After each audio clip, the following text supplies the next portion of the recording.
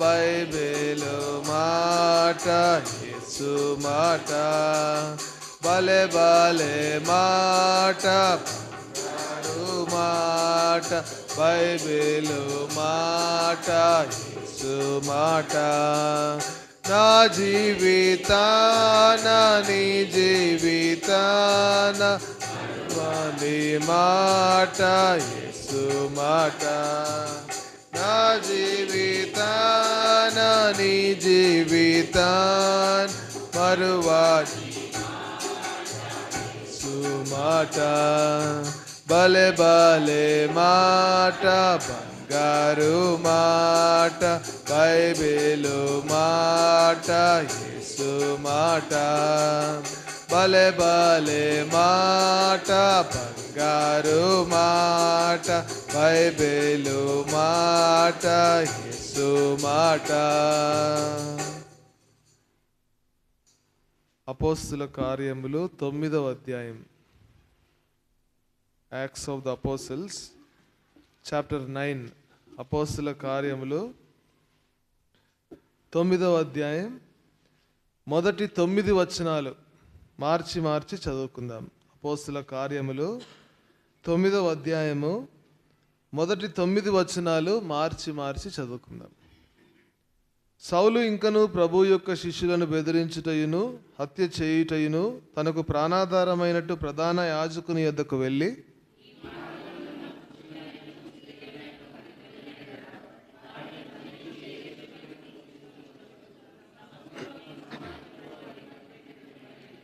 అతడు ప్రయాణము చేయొచ్చు దమస్కు దగ్గరకు వచ్చినప్పుడు అకస్మాత్తుగా ఆకాశము నుండి ఒక వెలుగు అతని చుట్టూ ప్రకాశించెను.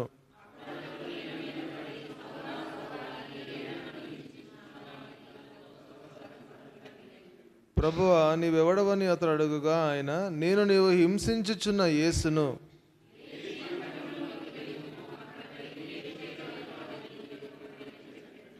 అతనితో ప్రయాణము చేసిన మనుష్యులు ఆ స్వరము వినిరి గాని ఎవరిని చూడక మౌనులై నిలువబడిరి.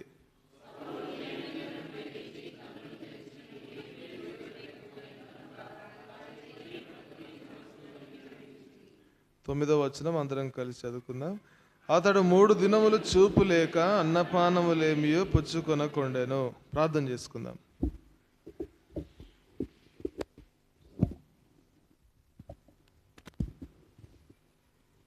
ప్రేమగల తండ్రి, కృప కలిగిన దేవ, మరొకసారి బైబిల్ పఠనం నిమిత్తం మమ్మల్ని చేర్చినందుకు మీకు ఎంతో వందనాలు. పాటల ద్వారా మిమ్మల్ని ఆరాధించడానికి, స్తుతించడానికి, మమ్మల్ని మేము ప్రభా మరి పురుకొల్పుకోవడానికి, ఏక మనసు కలిగి ఉండడానికి మాకు ఇచ్చిన అవకాశమును బట్టి మీకు ఎంతో వందనాలు. అపోస్తులైన పౌలు యొక్క జీవిత చరిత్ర, అపోస్తులైన పౌలు యొక్క సువార్త దండయాత్రలను గురించి ప్రభా ధ్యానించడానికి ఆరంభించాం. మరి గడిచిన ఒక వారం ప్రభా మేము ధ్యానించడానికి చూపించిన కృపను బట్టి మీకు ఎంతో వందనాలు. ఇది 2వ వారం ప్రభా ధ్యానిస్తూ ఉంటుండగా మీ కృప చూపించండి, మీ కనికరమును చూపించండి, మీ ఆత్మ నడిపింపును దయచేయండి. కొద్ది సమయం ప్రభా మా యొక్క మనస్సు, ఆలోచనలు, తలంపులు అన్నీ కూడా దేవుని వాక్యం మీదనే మేము పెట్టడానికి మీరే తోడుండి సహాయపడవలసిందిగా ప్రార్థన చేస్తున్నాం. శిలువ చాటున నన్ను మరుగుపరిచి ఇక్కడ కూర్చున్న వారికి ఎవరికి ఏదైతే అవసరమో ఆ వాక్యమును మీరే విడుదల చేయవలసిందిగా ప్రార్థన చేస్తున్నాను. కేవలము నోటిగా మాత్రమే నన్ను వాడుకొని పరిశుద్ధాత్మ యొక్క పరిచర్యను మీరు జరిగించవలసిందిగా ప్రార్థన చేస్తున్నాను.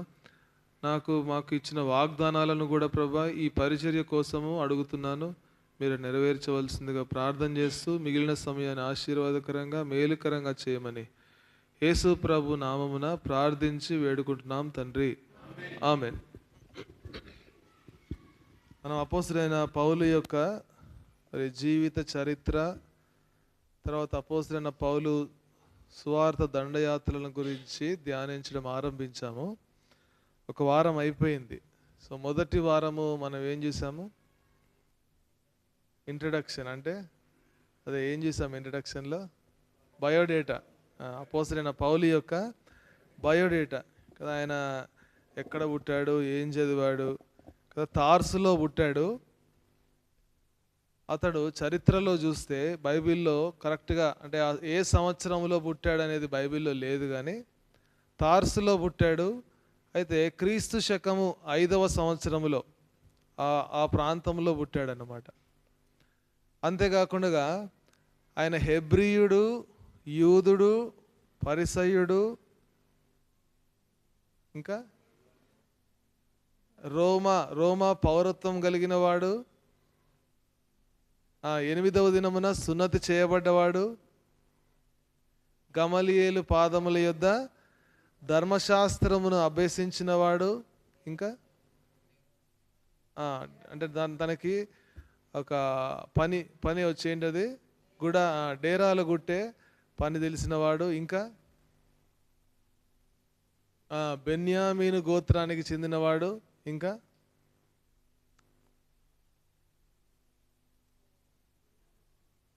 యూదా మతస్థుడు, అంటే యూదా మతస్థుడు. కాబట్టి తార్సు పట్టణంలో జన్మించాడు. పరిసయుడు, యూదుడు, బెన్యామీను గోత్రానికి చెందినవాడు. 8వ దినమున సున్నతి చేయబడ్డాడు. రోమా పౌరత్వం కలిగిన వాడు. హెబ్రీయుడు, పరిసయుడు.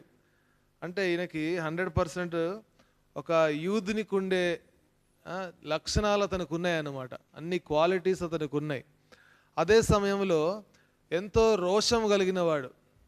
అంటే దేవుడు అంటే ధర్మశాస్త్రం బాగా ఎరిగినవాడు కదా. ఎవరి దగ్గర నేర్చుకున్నాడంటే గమలియేలు పాదముల యొద్ద నేర్చుకున్నాడు. గమలియేలు ఎవరంటే ఆయన ధర్మశాస్త్రోపదేశకుడు.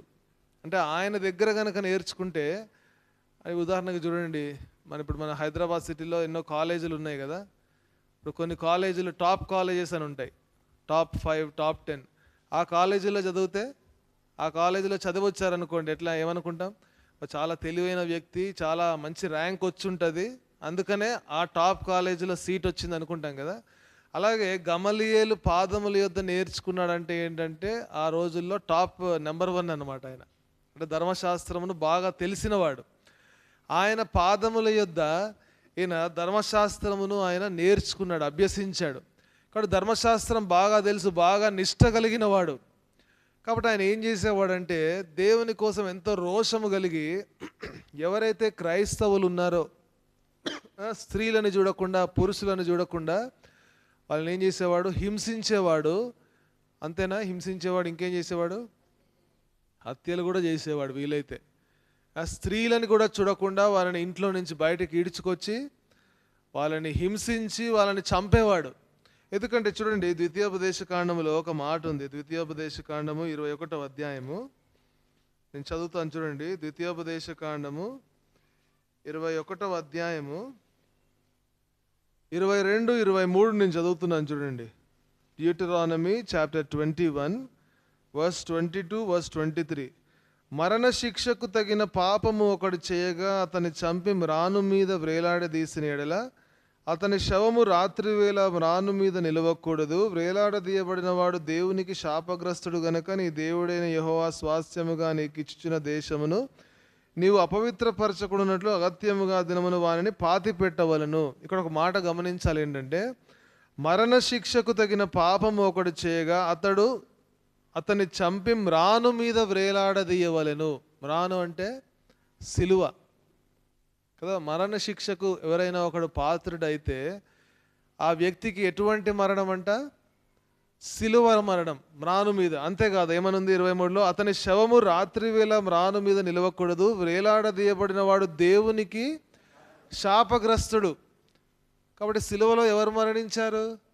యేసు ప్రభు మరణించాడు. కాబట్టి అపోస్తలుడైన పౌలు దృష్టిలో ఏంటి? ఆయన శాపగ్రస్తుడు కాబట్టి, ఆయన మరణ శిక్షకు పాత్రుడు కాబట్టి ఆయనను సిలువ వేశారు. కాబట్టి అటువంటి వ్యక్తిని వీళ్ళు రక్షకుడు అని ఏ విధంగా బోధిస్తున్నారు? అటువంటి వ్యక్తిని, అంటే ఈయన గుడ్డిగా పోవట్లేదు, ధర్మశాస్త్రములో ఈ విధంగా ఉంది. ధర్మశాస్త్రం బాగా తెలిసినవాడు కదా.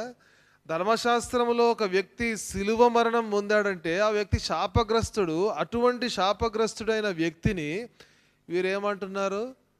మరలా తిరిగి లేచాడు, చనిపోయాడు, పాతి పెట్టబడ్డాడు, తిరిగి లేచాడు. అక్కడ ఐ విట్నెస్ కూడా ఉంది అక్కడ కదా. ఎవరు ఐ విట్నెస్? ఎవరు? శిష్యులు ఆయనతో పాటు 3.5 సంవత్సరాలు పరిచర్యలో తిరిగారు. తర్వాత ఆయన చనిపోయి పాతి పెట్టబడిన తర్వాత ఎవరికి కనపడ్డాడు యేసు ప్రభు తిరిగి లేచిన తర్వాత? మగ్దలేన మరియకు కనపడ్డాడు, ఇంకా శిష్యులకు కనపడ్డాడు. ఇప్పుడు అక్కడ ఐ విట్నెస్ ఎవరు? కళ్ళతో చూసింది ఎవరు? శిష్యులు. వాళ్ళు ఇంకా బ్రతికే ఉన్నారు. వాళ్ళు అదే బోధిస్తున్నారు అనమాట. ఏమని బోధిస్తున్నారు? మేము కళ్ళతో చూసిందే మేము చెప్తున్నాం మీకు. యేసు ప్రభు ఆయన చనిపోయింది వాస్తవమే, పాతి పెట్టబడింది వాస్తవమే, కానీ ఆయన మరణాన్ని కూడా జయించాడు, సమాధిని జయించాడు. అయితే అపోస్తలుడైన పౌలు ఎంతో నిష్ఠతో ఉన్నాడు కదా, ఆయన మాత్రము ఆ విషయాన్ని నమ్మట్లేదు. ఎవరైతే నమ్ముతున్నారో వాళ్ళని ఏం చేస్తున్నాడు? హింసిస్తున్నాడు, ఇంకా చంపుతున్నాడు కూడా. చూడండి ఒక మాట చూడండి ఏమంటాడంటే, మొదటి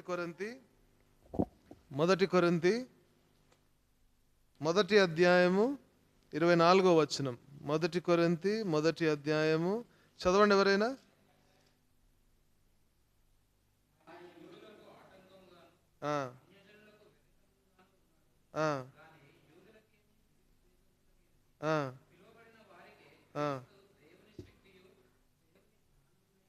కదా ఏమంటున్నాడు? యూదులకు ఆటంకముగాను అన్యజనులకు వెర్రితనముగాను ఉన్నాడు, కానీ యూదులకు కానీ గ్రీసు దేశస్తులకు కానీ పిలువబడిన వారికి క్రీస్తు దేవుని శక్తిను దేవుని జ్ఞానమునై ఉన్నాడు. ఎవరు చెప్తున్నారు ఈ మాట?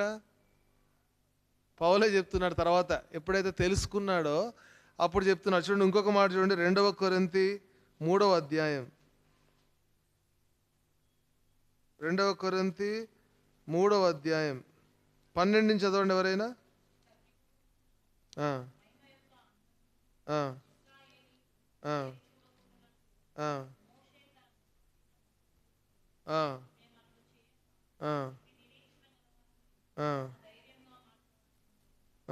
చదవండి ఇంకా.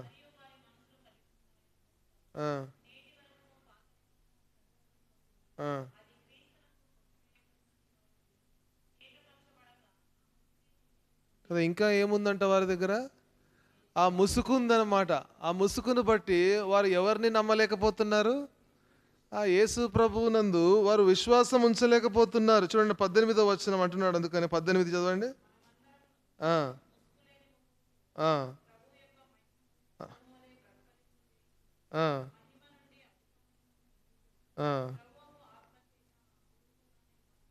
కాబట్టి అపోస్తలుడైన పౌలు అటువంటి ముసుగుతో ఉన్నాడు. యేసుక్రీస్తు ప్రభు ఆ పాత నిబంధనను కొట్టివేశాడు. ఆ సంగతిని ఆయన తెలుసుకోలేకపోతున్నాడు. ఇంకా పాత నిబంధనలోనే ఉండి ఒక వ్యక్తి శిలువ మరణం పొందిన తర్వాత ఆ వ్యక్తి శాపగ్రస్తుడు అవుతాడు, కానీ ఆ వ్యక్తి రక్షకుడు ఎట్లా అవుతాడు? నమ్మలేకపోతున్నాడు. అందుకని ఎంతో రోషముతో ఏ విధంగా ఉన్నాడో చూడండి. ఇక్కడ మనం చదువుకున్నాం కదా ఇప్పుడు అపోస్తల కార్యములు 9వ అధ్యాయం. అపోస్తల కార్యములు 9వ అధ్యాయం మొదటి వచనం చూడండి, నేను చదువుతున్నాను. అపోస్తల కార్యములు 9వ అధ్యాయం మొదటి వచనం.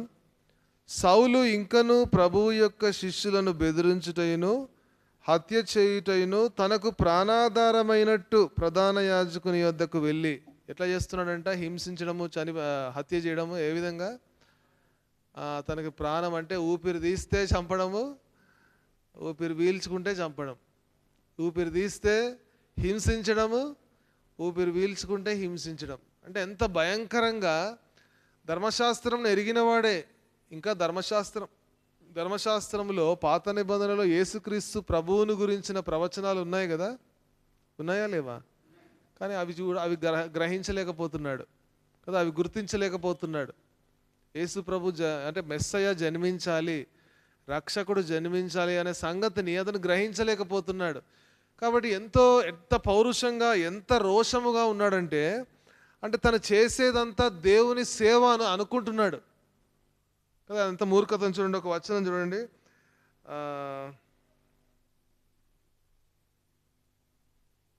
రోమీలకు రాసిన పత్రిక అనుకుంటా, రోమా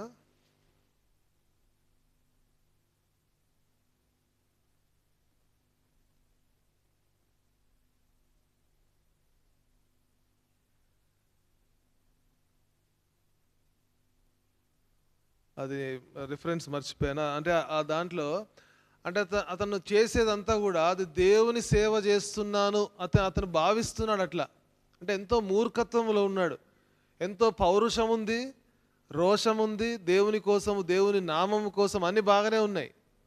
కానీ అది సరి అయిన పౌరుషమా కదా? కొన్నిసార్లు పౌరుషము ఏ విధంగా ఉంటుందంటే, పౌరుషం ఎందుకు పనికిరాదు, పనికిరాని పౌరుషం.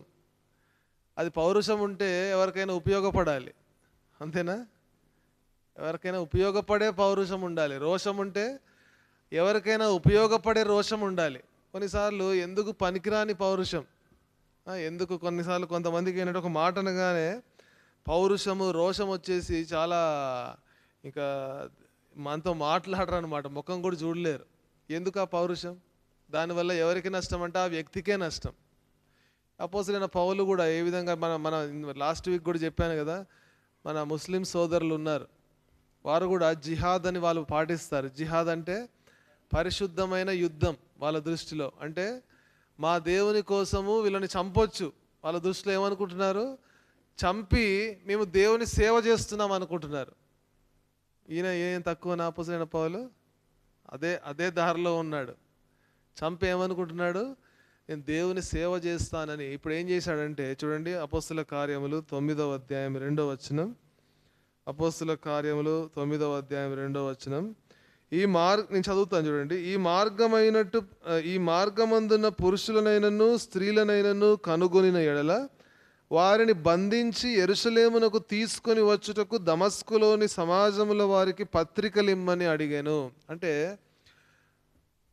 ఆ దినాలలో ఉండే అధికారం ఎక్కడుంది చూడండి. ఈ దినాల్లో ప్రభుత్వం ఉంది కదా మనకి, ప్రభుత్వము కింద దేవాలయాలు ఉన్నాయా? దేవాలయాలు పైన దేవాలయాల కింద ప్రభుత్వం ఉందా? చెప్పండి. ప్రభుత్వం కింద దేవాలయాలు ఉన్నాయి కదా. అయితే చరిత్రలో చూస్తే ఏంటంటే, ఇంగ్లాండ్ దేశంలో కానొక సమయంలో చర్చ్ కింద ప్రభుత్వం ఉండేది. చర్చిలో నాయకుడు ఉంటాడు కదా, చర్చిలో ఎవరు ఉండేవారంటే పోపు బిషపులు ఉంటారు కదా, వారి కింద ప్రభుత్వం నడిచేది. చూడండి, చర్చ్ కింద ప్రభుత్వం నడిస్తే ఆ సమయంలో ఏం చేయొచ్చు? సంఘం సువార్త ప్రకటించవచ్చు స్వేచ్ఛగా. ఎందుకంటే సంఘం ఏం చెప్తే ప్రభుత్వం ఆ పని చేయాలి. తర్వాత ఏమైంది? రివర్స్ అయిపోయింది. ఇప్పుడు ఏముంది? ప్రభుత్వం కింద చర్చ్ వచ్చింది. అంటే మన దేశంలో ప్రభుత్వం కింద దేవాలయాలు ఉన్నాయి, చర్చిలు ఉన్నాయి, మసీదులు ఉన్నాయి. ఇప్పుడు ఈ అపోస్తలుడైన పౌలు కాలంలో దేవాలయము దాంట్లో ఉండే ప్రధాన యాజకుడే ప్రాముఖ్యమైన వ్యక్తి అన్నమాట. ఇప్పుడు ఆ ప్రధాన యాజకుడి దగ్గరికి వెళ్ళి అపోస్తలుడైన పౌలు ఏం చేశాడు? లెటర్స్ తీసుకున్నాడు. ఏం లెటర్స్? నేను వెళ్ళి క్రైస్తవులుగా మారిపోతున్నారు కదా, వారి దగ్గరికి వెళ్ళి నేను వాళ్ళని తీసుకొని వస్తాను, వాళ్ళను తీసుకొచ్చి చెరసాలలో వేస్తాను అంటే ఆయన ఏమి అన్యాయంగా తన ఇష్టానుసారంగా పోవట్లేదు, రూల్ ప్రకారం పద్ధతి ప్రకారం వెళ్తున్నాడు అనమాట. అంటే పద్ధతి ప్రకారం అంటే అక్కడ ఉండే అధికారం దగ్గరికి వెళ్ళి వారి దగ్గర ఉత్తరాలు తీసుకొని పత్రికలు తీసుకొని అంటే అప్రూవల్ తీసుకొని. చూడండి, ఎప్పుడైనా ఒక GHMC వాళ్ళు వచ్చి ఏదైనా కూలగొట్టాలనుకోండి, వచ్చి ఇష్టం వచ్చినట్టు కూలగొట్టేస్తారా? ఏముండాలి వాళ్ళ దగ్గర? ఒకటి ఉండాలి, వారెంట్ ఉండాలి, ఒక పత్రిక ఉండాలి, ఒక లెటర్ ఉండాలి ప్రభుత్వం దగ్గర నుంచి. అపోస్తలుడైన పౌలు చేసేది కూడా అదే అన్నమాట. ఇప్పుడు ప్రధాన యాజకుడు కదా ఇప్పుడు అక్కడ అధికారి, ప్రధాన యాజకుడి దగ్గరికి వెళ్ళి నాకు పత్రికలు ఇవ్వు, చాలామంది యూదా మతము నుంచి క్రైస్తవులుగా మారిపోతున్నారు కాబట్టి నేను ఇప్పుడు ఏం చేస్తానంటే దమస్కు అనే పట్టణానికి వెళ్తా. ఈ దారంతా కూడా మారిపోయారు, చాలామంది కన్వర్ట్ అయిపోయారు. ఈ దారంతా ఎక్కడి నుంచి? యెరూషలేము నుంచి దమస్కు అంటే సిరియా దేశంలో ఉంది. ఇప్పుడు సిరియా అనే దేశం ఉంది కదా, ఇప్పుడు కూడా సిరియా దేశానికి రాజధాని ఏదంటే డమాస్కస్ అంటారు ఇంగ్లీష్లో. ఇప్పుడు కూడా సిరియా దేశానికి దమస్కే రాజధాని. యెరూషలేము నుంచి దమస్కుకు వెళ్ళాలంటే 300 కిలోమీటర్ల దూరం. అంటే 300 కిలోమీటర్లు ఇప్పుడు ఎలా వెళ్ళాలి? ఎలా వెళ్ళుంటాడు? గుర్రాల మీదే వెళ్ళుంటాడు, అంతే కదా. గుర్రాలు, రథాలు ఇంకా అవే ఉన్నాయి. ఒంటెల మీద అయితే వెళ్ళలేడు, ఎందుకంటే చాలా దూర ప్రయాణం అది. గుర్రాలు అయితే త్వరగా స్పీడ్గా ఫాస్ట్గా వెళ్ళిపోవచ్చు. ఇప్పుడు చూడండి, పత్రికలు తీసుకున్నాడు, ఇప్పుడు బయలుదేరినప్పుడు ఏం జరిగింది చూడండి. అపోస్తల కార్యములు 9వ అధ్యాయం 3వ వచనం. అతడు ప్రయాణము చేయుచు దమస్కు దగ్గరకు వచ్చినప్పుడు అకస్మాత్తుగా ఆకాశము నుండి ఒక వెలుగు అతని చుట్టూ ప్రకాశించెను. ఇప్పుడు ప్రయాణమై బయలుదేరాడు. యేసు ప్రభువును నమ్మిన వారిని హింసించడానికి, వారిని చంపడానికి బయలుదేరాడు. పత్రికలు తీసుకొని అధికారికంగా బయలుదేరాడు కదా, ఇష్టానుసారంగా బయలుదేరలేదు ఆయన. అధికారికంగా, ఒఫీషియల్గా అనమాట. ఒఫీషియల్గా బయలుదేరితే ఇప్పుడు ఆ మార్గంలో వెళ్తూ ఉంటే ఏం జరిగిందంట? అకస్మాత్తుగా ఆకాశము నుండి ఒక వెలుగు అతని చుట్టూ ప్రకాశించెను. మనకందరికీ స్టోరీ తెలుసు. అక్కడ ఎవరు కలిశారు మార్గం మధ్యలో పౌలుకు? యేసు ప్రభు కలిశాడు. అంటే అపోస్తలుడైన పౌలు తర్వాత చెప్తాడనమాట. అంటే నాకు నేరుగా ఇచ్చాడు యేసు ప్రభు. ఇప్పుడు మనం రక్షణ పొందాం కదా. మనం రక్షణ పొందాము.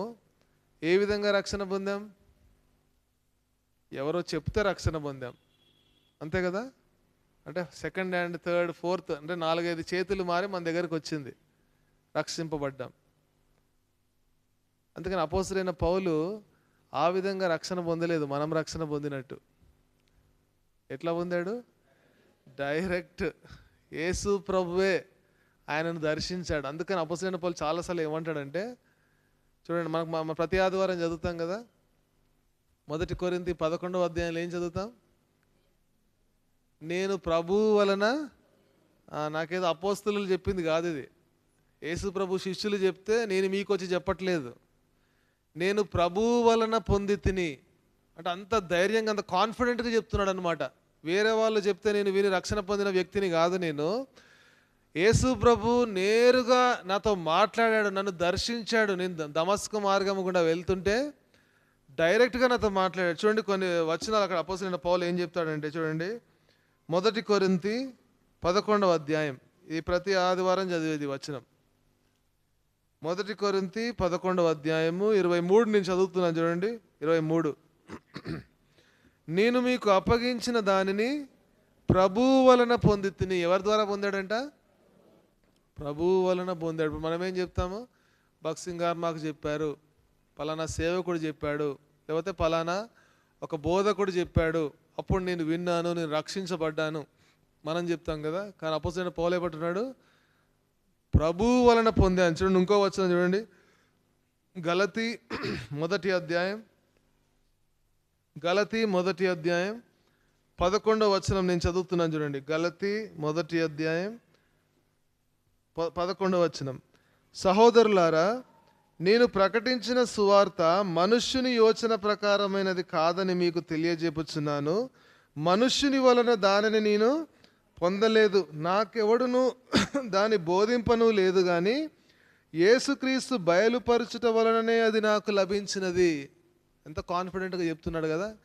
ఎవ్వరు నాకు బోధించలేదు, ఇది డైరెక్ట్గా యేసు ప్రభువే నాకు ప్రత్యక్షమై నాకు చెప్పిన వార్త సువార్త నేను మీకు చెప్తున్నాను. చూడండి, ఇంకొక మాట చూడండి, అక్కడే 15వ వచనం, గలతీ 1వ అధ్యాయం 15వ వచనం. అయినను తల్లి గర్భమునందు పడినది మొదలుకొని నన్ను ప్రత్యేకపరిచి తన కృపచేత నన్ను పిలిచిన దేవుడు నేను అన్యజనులలో తన కుమారుని ప్రకటింపవలనని ఆయనను నాయందు బయలుపరపను అనుగ్రహించినప్పుడు మనుష్య మాతృలతో నేను ఎవరి దగ్గర పర్మిషన్ తీసుకొని చెప్పట్లేదు మీకు. నేరుగా యేసు ప్రభువే నన్ను దర్శించినంత మాట్లాడితే నేను మీకు చెప్తున్నాను. చూడండి, ఇంకొక మాట చూడండి, ఎఫెసీలకు రాసిన పత్రిక 3వ అధ్యాయం 3వ వచనం. ఎఫెసీలకు రాసిన పత్రిక 3వ అధ్యాయం 3వ వచనం నేను చదువుతాను. ఎట్లనగా క్రీస్తు మర్మము దేవదర్శనం వలన నాకు తెలియపరచబడినదన్న సంగతిని గూర్చి మునుపు సంక్షేపముగా రాసి తిని. ఎట్లా బయలుపరచబడిందంట? దేవదర్శనం అంటే దేవుడే నన్ను దర్శించాడు. దేవుడే దమస్కు మార్గముగా నేను వెళ్తూ ఉంటే నేరుగా ఆయన నాతో మాట్లాడాడు. అంటే ఎంత కాన్ఫిడెంట్గా ఉన్నాడంటే, ఆయన ఎంత ధైర్యంగా చెప్తున్నాడు అన్నమాట.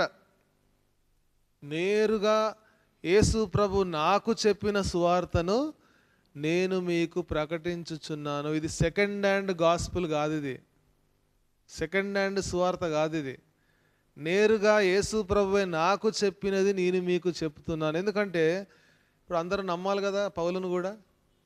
ఎందుకంటే ఎంతో హింసించాడు, దేవుడు నమ్మిన యేసు ప్రభువు నమ్మిన ప్రజలను బాగా హింసించాడు. ఇవన్నీ మాటలు ఎందుకు చెప్పుకోవాల్సి వస్తుంది పౌలు? ఆ సమయంలో పౌలు సువార్త చెప్తుంటే కొంతమంది అనుమానించారు, ఈయనేనా యేసు ప్రభువుని గురించి చెప్పేది? నిన్నటిదాకా ఏం చేశాడు ఈయన? యేసు ప్రభువుని నమ్మిన వారిని హింసించాడు, హత్యలు చేశాడు, యాజకుని దగ్గర పత్రికలు తీసుకొని మరి సంఘమును హింసించాడు. ఈయన సంఘానికి శత్రువు, ఈయన చర్చికి ఒక ఎనిమి, శత్రువు ఈయన. ఇట్లాంటి వ్యక్తి ఇప్పుడు సంఘమర్మాలు చెప్తున్నాడు ఏంటి? ఇట్లాంటి వ్యక్తి యేసు ప్రభువును నమ్ముకోండి అని చెప్తున్నాడు ఏంటి? అందుకని ఇవన్నీ చెప్పుకోవాల్సి వస్తుంది. అపోస్తలుడైన పౌలు ఏమని చెప్తున్నాడు? నాకు ఎవరో బోధించింది కాదు ఇది, నేరుగా దేవుడే యేసుక్రీస్తు ప్రభువే నాకు బోధించాడు. చూడండి, ఇప్పుడు అపోస్తల కార్యములు 9వ అధ్యాయానికి వద్దాం. అపోస్తల కార్యములు 9వ అధ్యాయము. ఇక్కడ మనం చదువుకున్నాం కదా వాక్య భాగం అంతా కూడా. ఇదంతా కూడా ఈ యేసు ప్రభు ఏ విధంగా అయితే అపోస్తలుడైన పౌలును దర్శించాడో ఆ 9 వచనాల్లో ఉంది. ఇక్కడ మాత్రమే కాదు, అపోస్తల కార్యములలోనే ఇంకా 2 చోట్ల కూడా ఇదే వివరణ ఉందన్నమాట. చూడండి, ఇంకొక చోట ఎక్కడ ఉందంటే అపోస్తల కార్యములు 22వ అధ్యాయం. అపోస్తల కార్యములు 22వ అధ్యాయం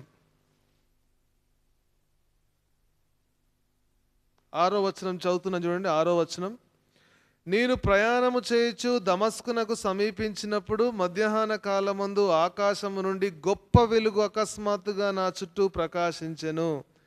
ఇక్కడ అపోస్తలుడైన పౌలు యూదులకు సాక్ష్యం చెప్తున్నాడు. 9వ అధ్యాయంలోనేమో అక్కడ జరిగిన సంఘటన, 22వ అధ్యాయంలో సాక్ష్యం యూదులకు చెప్తున్నాడు అక్కడ జరిగిన సంఘటనలన్నీ కూడా. అందుకని మళ్ళీ చెప్తున్నాడు అదే మాట. ఏంటి? నేను ప్రయాణం చేస్తూ దమస్కుకు సమీపించినప్పుడు మధ్యాహ్న కాలం. అదే కాలం అంటది 9వ అధ్యాయంలో లేదా మాట. 9వ అధ్యాయంలో ఎప్పుడు పొద్దున్న రాత్రి అనే మాట లేదు, కానీ ఇక్కడ 22వ అధ్యాయంలో ఏముంది? మధ్యాహ్న కాలం అని ఉంది.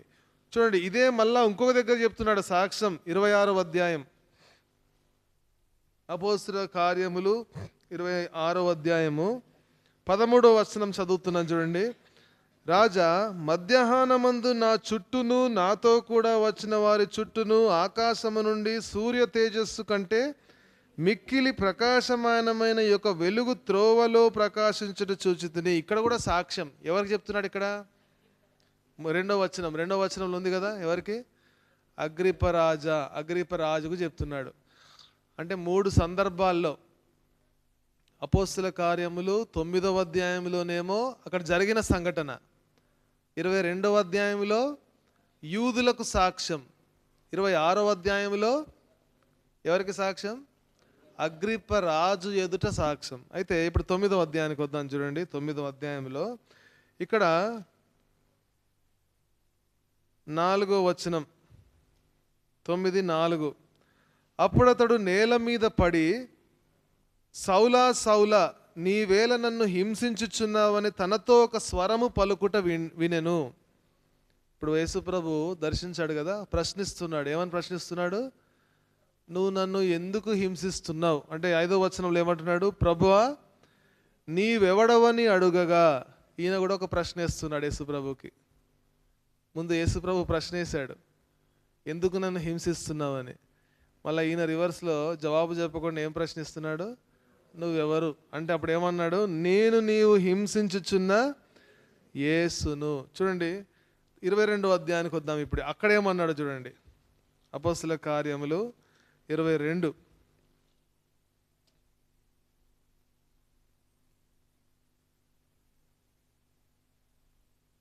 7వ వచనం. నేను నేల మీద పడి, సౌలా సౌలా, నీవెందుకు నన్ను హింసించుచున్నావని నాతో ఒక స్వరము పలుకుట వింటిని. అందుకు నేను, ప్రభువా, నీవెవడవని అడిగినప్పుడు ఆయన, నేను నీవు హింసించుచున్న నజరేయుడునగు యేసును అని నాతో చెప్పాను. ఇందాక అన్నాడా నజరేయుడు అన్న మాట? ఇందాకేమో యేసును అన్నాడు. ఇక్కడికి వచ్చేసరికి నజరేయుడగు యేసును అని నాకు చెప్పాడని చెప్తున్నాడు సాక్ష్యం. ఇప్పుడు మళ్ళా చూడండి 26వ అధ్యాయం ఇక్కడ ఏం చెప్తున్నాడు చూడండి. 26వ అధ్యాయము 14వ వచనం. మేమందరమును నేల పడినప్పుడు సౌలా సౌలా నన్నెందుకు హింసించుచున్నావు, మునికొలలకు ఎదురు తన్నుట నీకు కష్టమని హెబ్రీ భాషలో ఒక స్వరము నాతో పలుకుట వింటిని. అప్పుడు నేను, ప్రభువా నీవు ఎవడవని అడుగగా, ప్రభువు, నేను నీవు హింసించుచున్న యేసును. ఇక్కడ ఇంకా ఎక్స్ట్రా ఉంది. ఇంకా ఇక్కడ ఏమంటున్నాడు? మునికోలలకు ఎదురు తన్నుట నీకు కష్టమని ఎవరన్నారంట? యేసుప్రభు అన్నాడంట. 9వ అధ్యాయంలో ఆ మాట లేదు, 22వ అధ్యాయంలో ఆ మాట లేదు. అంటే ఏదైనా తప్పు చెప్తున్నాడు అపోస్తలుడైన పౌలు కదా? మనం కొన్నిసార్లు మనం కూడా సాక్ష్యం చెప్పేటప్పుడు ఒకసారి అంటే కొన్ని సంగతులు మర్చిపోతాం కదా. ఒకసారి ఒకటి చెప్తాం, ఇంకోసారి ఇంకోటి చెప్తాం. అంటే ఇప్పుడు చెప్పింది అబద్ధమని కాదు, అప్పుడు చెప్పింది అబద్ధమని కాదు, అన్నీ ఒకటేసారి చెప్పలేం కదా. కాబట్టి ఆ సమయంలో ఏది గుర్తొస్తే అంటే ఆ జ్ఞాపకం ఉన్న సంగతులు చెప్తాం. ఇక్కడ అపోస్తలుడైన పౌలు కూడా యేసు ప్రభు ఆయనను ప్రశ్నించాడు, ఎందుకు నన్ను హింసిస్తున్నావని. అప్పుడు అపోస్తలుడైన పౌలు ఏమన్నాడు? నువ్వు ఎవరు అంటే అప్పుడు యేసుప్రభు అన్నాడు, నీవు హింసించుచున్న నజరేయుడగు యేసు. అప్పుడు యేసుప్రభు అంటున్నాడు, మునికోలలకు ఎదురు తన్నుట నీకు కష్టము. మునికోలలు అంటే మీకు తెలుసా? మీకు తెలిసి ఉండొచ్చు, నాకు తెలీదు. చూశాను, గూగుల్లో చూశాను. అంటే గేదెలను ఎద్దులను అవి ఒక దారిలో పెట్టడానికి ఏం చేస్తారంట, ఒక ఇనుప లాంటిది కదా ఒకటి దాంతో నూకుతూ ఉంటారు. ఇప్పుడు అది నూకుతూ ఉంటే అది వెనకాలకు వచ్చింది అనుకోండి, ఏమవుతుంది? దానికే గుచ్చుకుంటుంది ఇంకా, అంతే కదా. ఇది ఎందుకు గుచ్చుతారంటే ముందుకు వెళ్ళాలని, లైన్లో వెళ్ళాలని గుచ్చుతారు ముందుకి. సరే నువ్వు నన్ను గుచ్చుతావా అని చెప్పి అది రివర్స్ వచ్చింది అనుకోండి, ఏమవుతుంది? దానికే నొప్పి అవుతుంది. అంటే అదే అంటున్నాడు అనమాట ఇక్కడ, మునికోలలకు ఎదురు తన్నుట నీకు కష్టం. నువ్వు నాకు ఎదురు తిరగలేవు. ఎదురు తిరిగితే ఏమవుతుంది? నీకే నష్టం, నీకే కష్టం. కాబట్టి అపోస్తలుడైన పౌలు చూడండి, ఇక్కడ 3 సందర్భాలలో ఈ యొక్క దర్శనమును గురించిన మాట ఉంది. 3 సందర్భాలలో కొన్ని అంటే వేరైన మాటలు ఉన్నాయి. ఇంకొక వ్యత్యాసం కూడా ఇక్కడ ఉంది చూడండి. 9వ అధ్యాయం అపోస్తలుల కార్యములు 9వ అధ్యాయం 3వ వచనం చదవండి ఎవరైనా.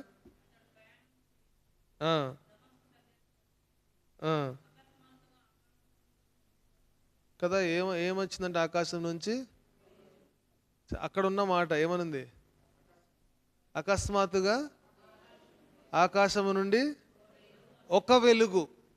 ఇది గుర్తుపెట్టుకోండి, ఆకాశం నుంచి ఒక వెలుగు వచ్చిందంట. ఇప్పుడు చూడండి 22వ అధ్యాయం వద్దాం.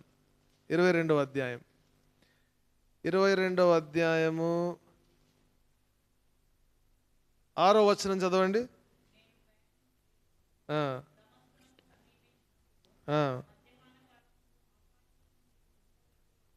ఇక్కడ ఏమంటున్నాడు? గొప్ప వెలుగు. అక్కడేమో ఒక వెలుగు, ఇక్కడేమో గొప్ప వెలుగు. ఇప్పుడు 26వ అధ్యాయానికి వద్దాం. 26:13 చదవండి.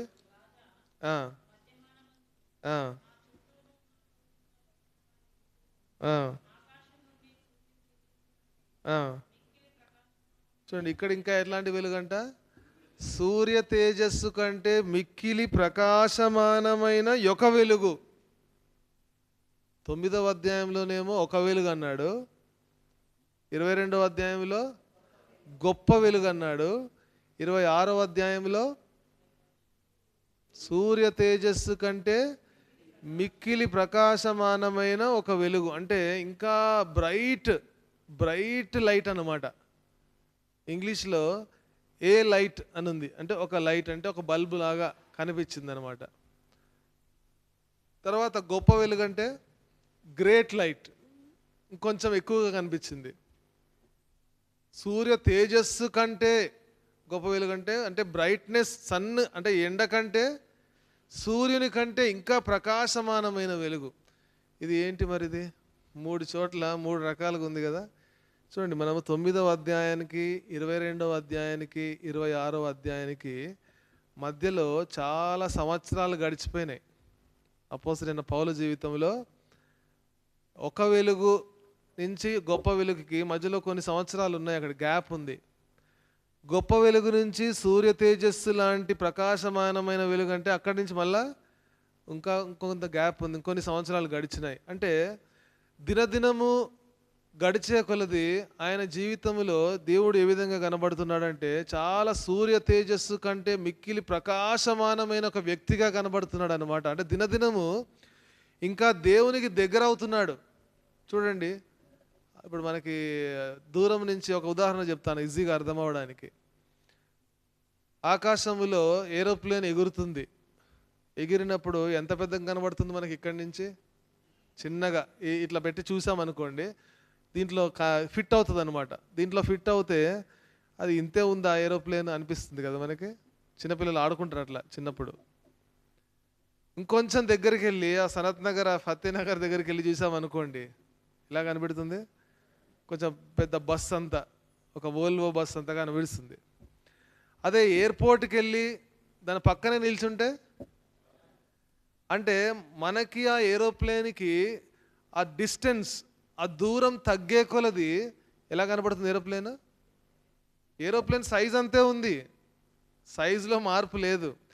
అయితే మనకి ఆ ఎయిర్పోర్ట్కి, ఆ ఏరోప్లేన్కి ఆ డిస్టెన్స్ తగ్గే కొద్దీ అది పెద్దగా కనబడుతుంది. అపోస్తలుడైన పౌలు జీవితంలో కూడా ఇదే అనుభవం అనమాట. ఆయన రక్షణ పొందిన దినము అది ఏ విధంగా కనబడిందంటే ఒక వెలుగులాగా కనబడింది అంతే. ఇంకా దేవునికి దగ్గర అవుతూ ఉంటే ఎలా కనబడింది? గొప్ప వెలుగులాగా కనబడింది.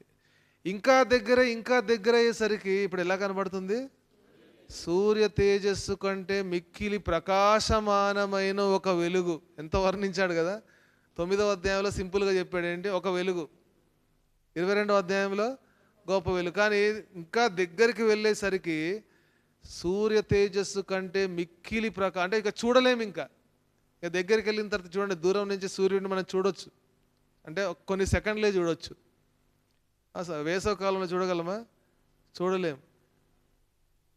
దగ్గరికి, అంటే దేవుని దగ్గరికి వెళ్తూ ఉంటే మనకు దేవుడు ఇంకా ఆయనలో గొప్పతనం ఏంటో మనకు అర్థమవుతుంది కదా. కొన్నిసార్లు కొంతమంది రక్షణ పొందిన ఆరంభంలో వారి యొక్క విశ్వాస జీవితం ఏ విధంగా ఉంటుందంటే, నేను ఏదైనా దేవుడిని అడిగితే దేవుడు నాకు ఇస్తున్నాడు అంటే దేవుడిని ఏ విధంగా వాళ్ళు కొలుస్తారంటే, దేవుడిని ఏ విధంగా వారు అనుకుంటారంటే ఏదో ఒక ఏటీఎం లాగా అనుకుంటారు దేవుణ్ణి కదా. ఏటీఎం దగ్గరికి వెళ్ళి ఏం చేయాలి?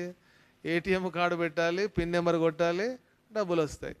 ఇదే దేవుడు అంటే ఏంటి? దేవుని దగ్గరికి వెళ్ళాలి, ప్రార్థన చేయాలి, మన కోరికలన్నీ తీర్చుకోవాలి. అయితే దినాలు గడిచే కొద్దీ అదే అనుభవంలో ఉంటే ఆత్మీయంగా ఎదిగినట్టు కాదు. అదే అనుభవంలో ఉంటే ఆత్మీయంగా ఎదగలేదన్నమాట. చిన్నపిల్లలు ఉన్నప్పుడు చూడండి, చిన్న పిల్లలుగా ఉన్నప్పుడు ఏడుస్తారు. ఒక షాప్కి వెళ్ళాం అనుకోండి, సూపర్ మార్కెట్కి వెళ్ళాం, ఒక కత్తి కనబడింది, కిచెన్ నైఫ్ కనబడింది, చాలా స్టెయిన్లెస్ స్టీల్ కిచెన్ నైఫ్, చాలా మెరుస్తుంది, నాకు అది కావాలి అని చిన్నపిల్లలు ఫ్లోర్ మీద దొర్లి ఏడిచారు అనుకోండి. తల్లిదండ్రులు కొనిస్తారా? కొనియరు, వాళ్ళకి తెలియదు. అయితే 2 సంవత్సరాల వయసులో అడిగారు దాన్ని. ఇప్పుడు 16 సంవత్సరాలు వచ్చింది, అంటే 10th క్లాస్ వచ్చింది.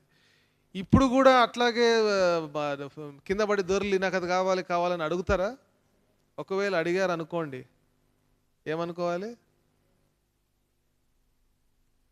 వీడికి బాడీ పెరిగింది కానీ మైండ్ పెరగలేదు.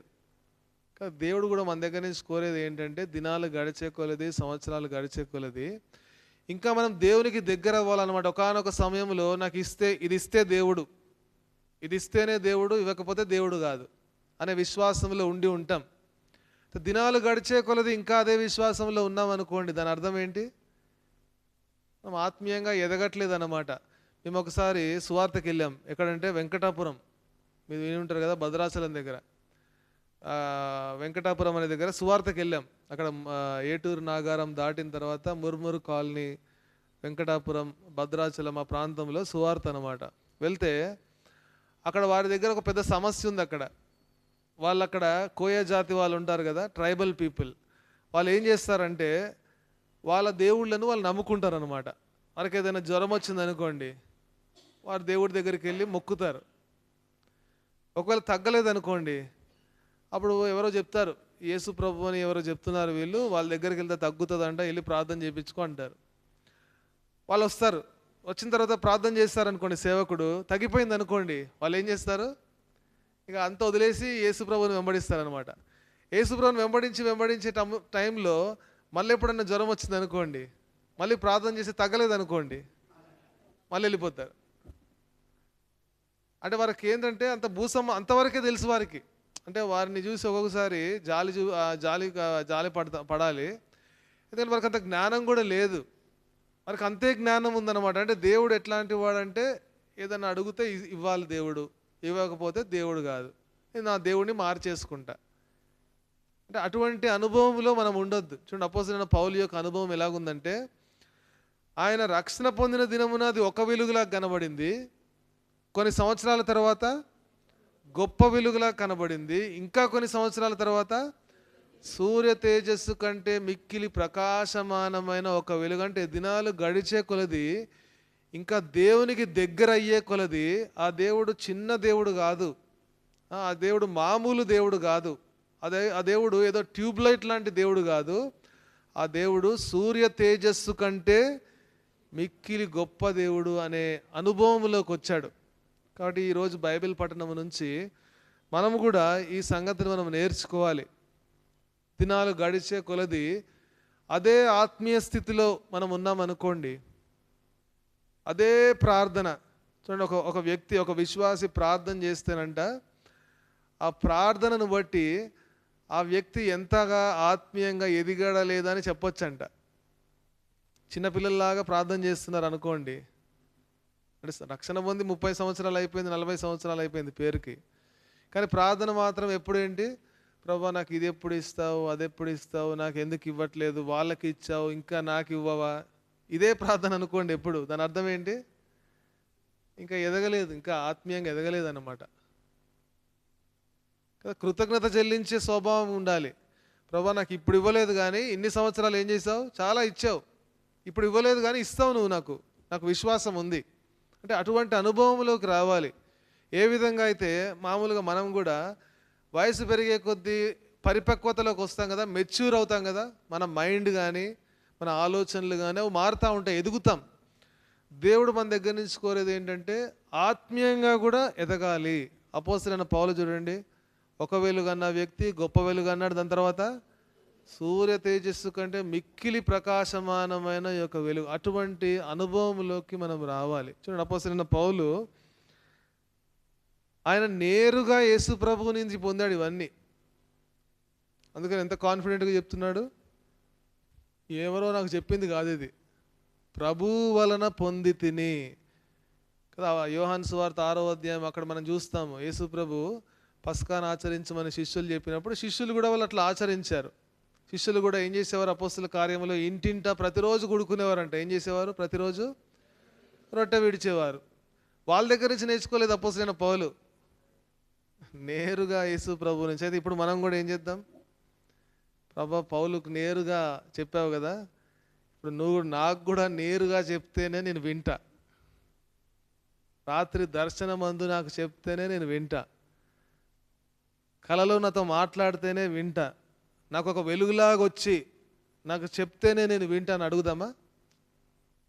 చూడండి, అపోస్తలుడైన పౌలు కాలంలో దేవుని వాక్యం లేదు, ధర్మశాస్త్రం ఉంది అంతే. యేసుక్రీస్తు ప్రభువుని గురించిన బయలుపరు ప్రత్యక్షత బైబిల్ లేదు. ఇప్పుడు మన దగ్గర ఏముంది, బైబిల్ గ్రంథం ఉంది. ఇప్పుడు మనము దేవుని యొక్క స్వరాన్ని వినాలి అంటే బైబిల్ గ్రంథం నుంచి మనం వినాలి, బైబిల్ గ్రంథమును చదవాలి. చదివితే దేవుడు మనతో మాట్లాడతాడు. ఇప్పుడు మనకు దేవుని వాక్యం ఇచ్చాడు. ఆ కాలంలో ఇవన్నీ లేవు. అప్పుడు ఏ విధంగా మాట్లాడేవాడు దేవుడు, ఒక ప్రవక్తను పంపించి మాట్లాడేవాడు, దేవదూతను పంపించి మాట్లాడేవాడు, లేకపోతే ఈ అపోస్తలుడైన పౌలులాగా దర్శనమిచ్చి మాట్లాడేవాడు. ఎందుకంటే దేవుని వాక్యము అందుబాటులో లేదు కాబట్టి దేవుడు అనేక రీతిలుగా మాట్లాడాడు.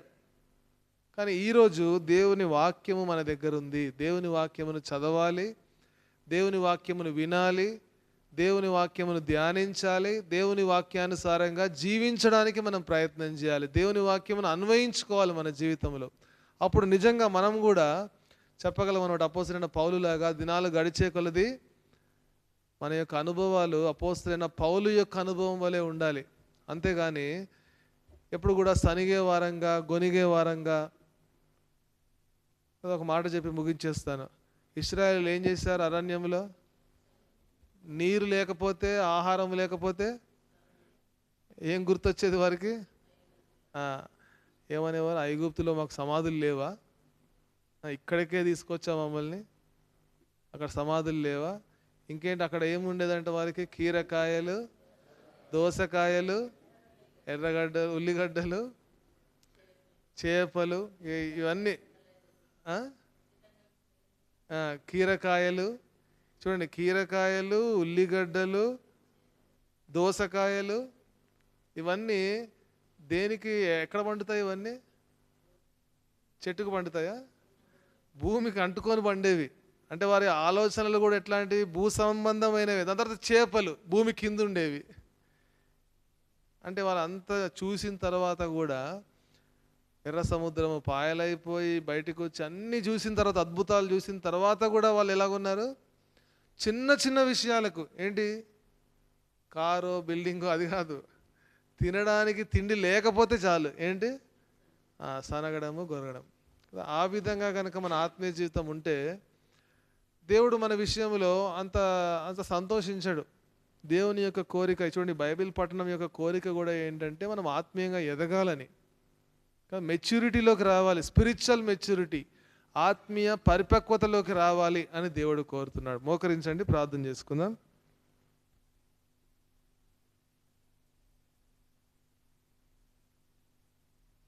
మోకరించండి. ఒక నిమిషం మన జీవితాలను ఒకసారి వాక్య వెలుగులో చూసుకుందాం. రక్షణ పొందినప్పటి నుంచి నేటి వరకు ఈరోజు 2వ తారీఖు ఫిబ్రవరి 2026 సంవత్సరం వరకు బహుశా 5 సంవత్సరాలైందో, 10 సంవత్సరాలైందో, 15, 20 ఎన్ని సంవత్సరాలైందో మీకు తెలుసు. ఆత్మీయంగా ఏ స్థితిలో ఉన్నాం ఒకసారి వాక్య వెలుగులో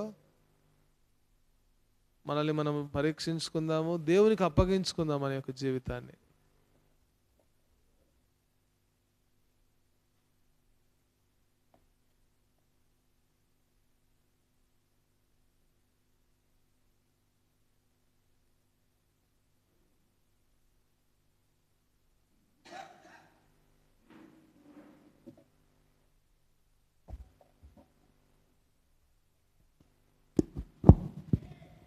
ప్రార్థన చేసుకుందాం. కృప కలిగిన తండ్రి, దయ కలిగిన నమ్మకమైన దేవ, వందనాలు స్తోత్రం చెల్లిస్తూ మరొక పర్యాయం రాత్రికాల సమయంలో వినేలు ప్రార్థన మందిరంలో బైబిల్ పఠన నిమిత్తమై కూడి వచ్చిన మాతో దాసున వేజ్ఞమును మరుగుపరిచి మీరు మాట్లాడిన మాట కొరకు వందనాలు స్తోత్రములు. అపొస్తలుల కార్యము 9వ అధ్యాయం నుంచి కొన్ని ఆత్మీయ సత్యాలని దాసుని ద్వారా విడుదల చేస్తూ వచ్చినారు. నమ్మకం కలిగిన దయగలిగిన తండ్రి వందనాలు స్తోత్రములు. ఒకప్పుడు హింసకుడు, హానికరుడైన వాడు ప్రభా, మీరు డైరెక్ట్గా దర్శనం ఇవ్వడం ద్వారా ప్రభా ఒక వెలుగు చూస్తూ వచ్చినాడు, గొప్ప వెలుగు చూస్తూ వచ్చినాడు, సూర్యుని కంటే ప్రకాశమైన వెలుగు చూస్తూ వచ్చినాడు. తన జీవితంలో మెట్టు ఎదుగుతూ వచ్చినాడు. ఆత్మీయంగా ఎదగాలని నువ్వు మాట్లాడిన మాటల కొరకై వందనాలు స్తోత్రములు. నమ్మకం కలిగిన దయగలిగిన తండ్రి వందనాలు చెల్లిస్తుంటున్నాం.